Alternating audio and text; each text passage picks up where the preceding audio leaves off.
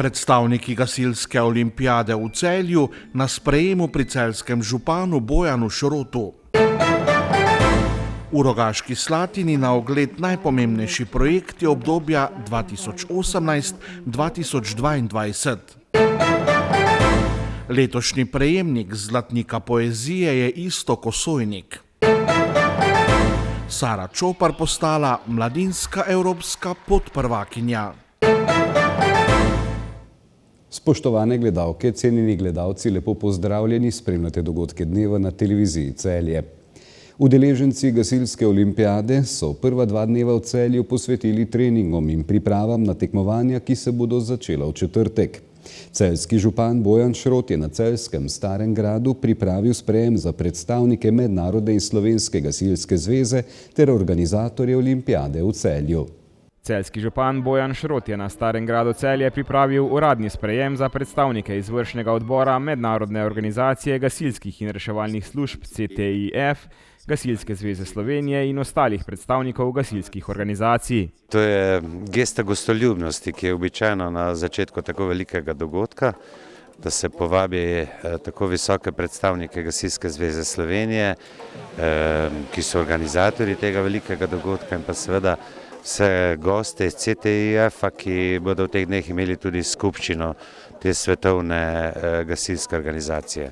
Tudi celjski župan poudarja, da je te dni v Knežjem mestu zelo pestro in vabi prav vse, da si vzamejo čas in se udeležijo katerega izmed številnih dogodkov. Jaz sem bil danes na atletskem stadionu Kladivar, kjer je zelo zanimivo, živahno, pestro, in vabim ljudi, naj si to ogledajo in bodo del tega velikega dogodka. Verjamem, da bodo navdušeni in da bodo imeli lepe spomine na to. Sicer pa Mednarodna organizacija gasilskih in reševalnih služb CTIF vsako leto organizira delegatsko skupščino, letošnja je v Celjskem domu. Pa tudi s tem hibridnim ali možnostjo udeležbe na daljavo seveda povečamo udeležbo samo, več delegacij prisotnih.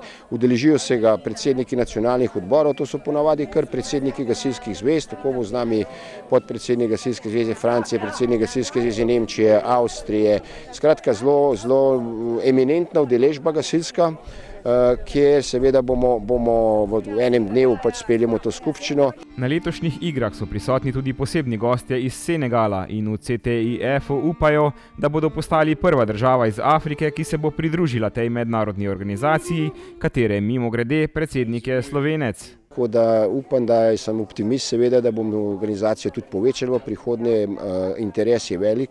V to nas pa seveda tudi ženejo te razmere, ti novi izzivi za gasilce, ki so iz leta v leto bolj zahtevni in prav kličejo po medsebojni pomoči tudi na mednarodni ravni. In kako ocenjuje začetek gasilske olimpijade predsednik Gasilske zveze Slovenije?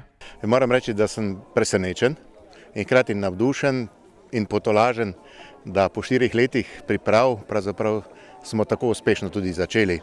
Mislim, da je obisk in pa potem samo obisk na prireditvah v mestu presenetil vse. Ampak naj tako ostane. Jaz sem prepričan, da se bo še povečeval. To je, kar se tiče prireditev v mestu, kar se tiče pa samega našega dela, pa moram reči, da poteka tako, kot smo si to tudi začrtali. Namreč imamo bogate izkušnje in ravno lansko leto na istih prizoriščih ponavljamo, pravzaprav je repriza dogodkov, tudi po številu udeležencev, kot tudi po velikosti. Tako da sem prepričan, da bomo to oddelali tako, kot se želimo, in zaključili z eno dobro oceno. Na vprašanje, ali imamo v slovenski ekipi kakšnega Luko Dončiča, pa predsednik odgovarja, da so glede na delo, ki so ga gasilci opravili v minulih 4 letih, prav vsi Dončiči. V Rogaški Slatini so tik pred občinskim praznikom odprli panojsko razstavo, na kateri so predstavili 20 najpomembnejših projektov, ki so jih občini izpeljali v zadnjih 4 letih ali pa so še v teku. Razstava bo na Pegazovi ploščadi na ogled do konca avgusta. Hkrati si lahko obiskovalci na poti do ploščadi ogledajo še izbor projektov, ki smo jih v Sloveniji v zadnjih letih realizirali ob pomoči sredstev iz evropskih skladov. Slednjo so pripravili v službi Vlade za razvoj in evropsko kohezijsko politiko. Z razstavo na prostem, ki si jo bodo lahko ogledali tako domačini kot turisti, so želeli v občini Rogaška Slatina spomniti na izjemno uspešno obdobje zadnjih 4 let. Čeprav je bilo projektov veliko več, so za razstavo izbrali le najpomembnejše.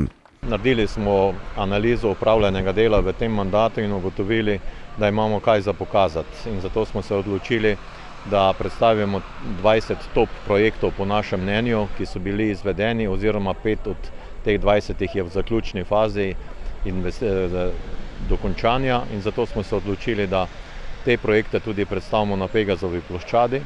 Sočasno pa je drugi del razstave namenjen predstavitvi vse slovenskih projektov, ki jih je pripravila Služba vlade za regionalni razvoj in evropsko kohezijsko politiko.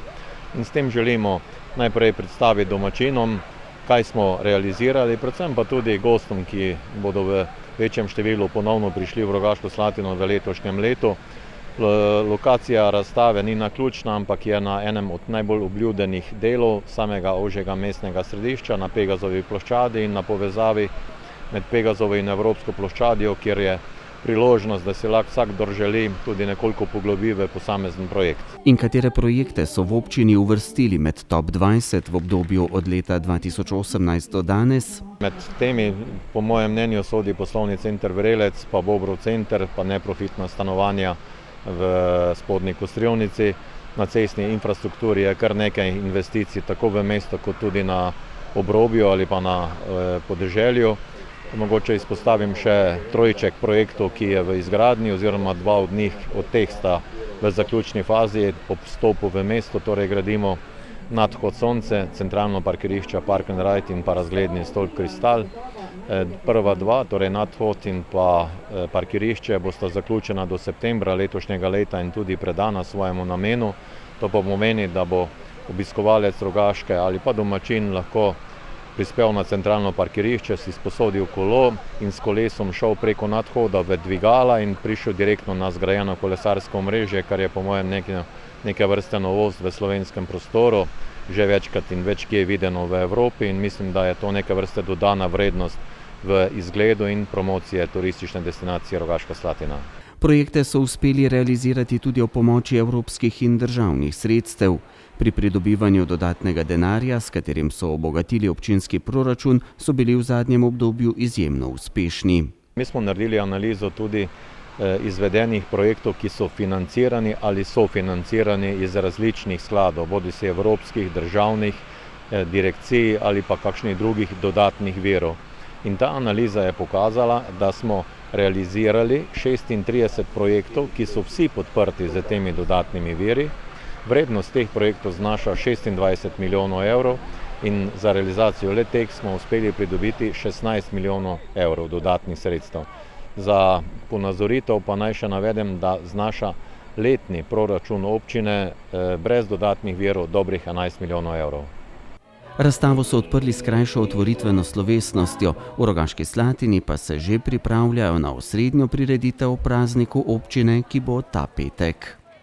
Letošnji prejemnik Zlatnika poezije za življenjski opus in izjemen prispevek slovenski kulturi in literaturi je Iztok Osojnik. Osojnik je bil leta 1997 prvi prejemnik Veronikine nagrade za pesniško zbirko Razglednice za Darjo. Kasneje pa je bil za Veronikino nagrado nominiran še leta 2003. S pesniško zbirko Nekoč je bila Amerika ter leta 2018 zbirko Mah in srebro. Med številnimi nagradami, ki jih je prejel, velja omeniti Župančičevo in Jenkovo nagrado ter čašo nesmrtnosti. Njegova dela pa so prevedena v več kot 25 tujih jezikov. Iztok Osojnik je vrsto let uspešno vodil literarni festival Vilenica, objavil je več kot 30 knjig poezije, nazadnje knjigo z naslovom 2021. Nagrada Zlatnik poezije se pesnikom podeljuje za njihov življenjski opus in ustvarjalno požlahtnjenje slovenskega jezika in kulture. Nagrado je leta 2005 začela podeljevati pobudnica in dolgoletna organizatorica Veronikine nagrade Fit Media. Letošnja 26. podelitev Veronikine nagrade bo 30. avgusta na Starem gradu v Celju.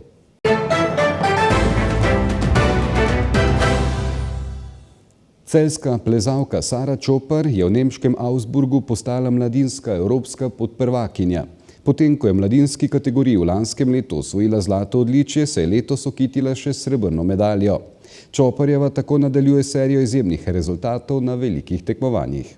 V Agziru je bilo res vrhunsko, ker je bila tudi ekipa cela res dobra in smo se imeli res fajn in tudi vzdušje je bilo dobro, ker smo se v bistvu vsi podpirali in je bilo res dobro.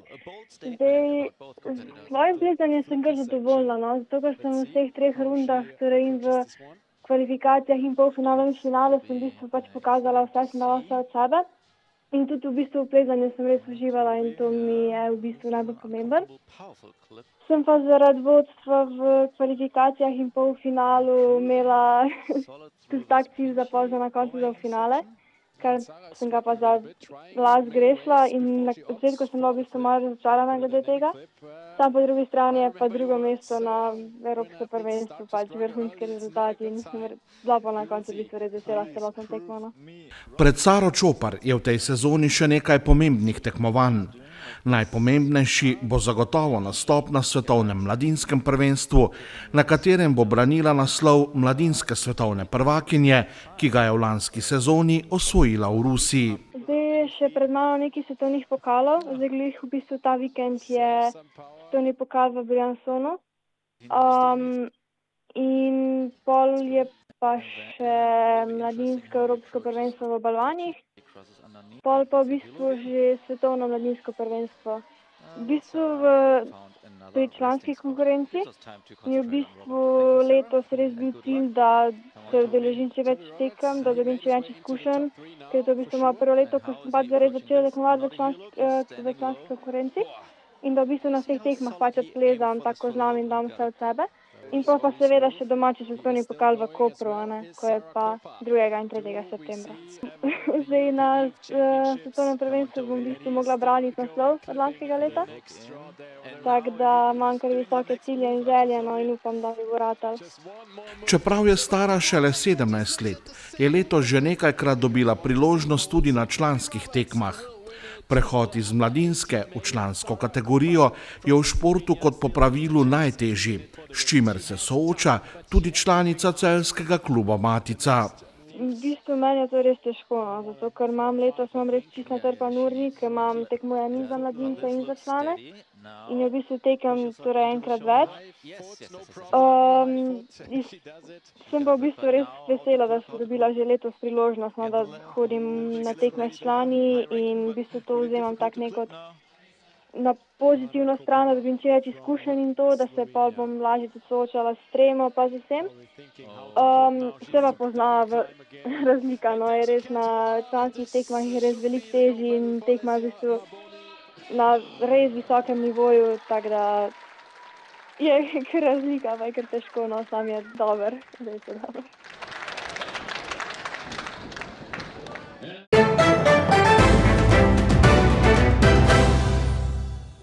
Jutri bo jasno. Najnižje jutranje temperature bodo od 11 do 17, v krajih s šibko burjo okoli 20, najvišje dnevne od 21 do 36 stopinj. Od srede naprej bo po nižinah v večjem delu Slovenije sredi dneva in popoldne velika toplotna obremenitev. V četrtek in petek bo sončno in zelo vroče. V četrtek popoldne ali zvečer bodo nastale posamezne vročinske nevihte. Spremljali ste dogodke dneva na televiziji Celje. Hvala lepa za vašo pozornost. V našo družbo znova vabljeni jutri. Lep pozdrav in srečno.